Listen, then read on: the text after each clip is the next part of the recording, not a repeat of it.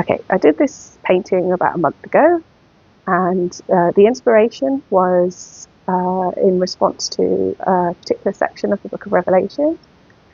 However, I forgot to write down which particular chapter it was, so I can't tell you whether or not it links, or in what ways I think it links to that section. What I can say is there's obviously a lot of blues and green, which to me speak quite watery. So obviously the Earth is associated with blue and green, but also so are the planets Neptune and Uranus, which always gets a laugh. They are associated with the colours blue and green apparently because of methane, which also gets a laugh.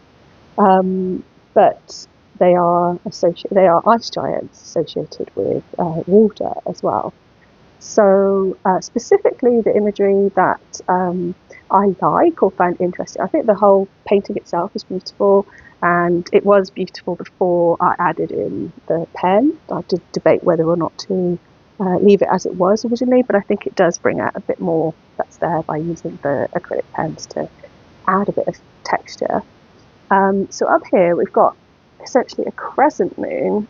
The inside are 13 little moons, which actually I drew hair on. I guess I'm kind of long hair to represent female. I'm not trying to be judgmental about only women have long hair now. Just for me, I think that's what it was representing. And I had to Google this because I wasn't entirely sure whether there were 13 moons every year. And it transpires it's every 2.5 years. So the next time that we have 13 full moons, which the 13th moon is called a blue moon, is on the 31st of May 2026, according to Google. So yeah, I think it's pretty, and it's interesting.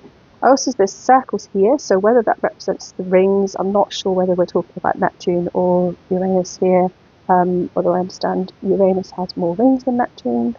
But inside here, there's like a sleeping being in the top half, and then underneath it's almost like this being is sort of walking like on a wheel. But I also thought that could represent like a laurel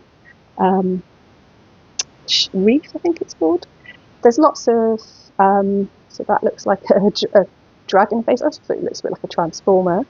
That one looks like it's carrying the entire zodiac wheel there almost, but it actually breaks down into smaller characters, and then over to the side there's other little beings, I don't know, birds,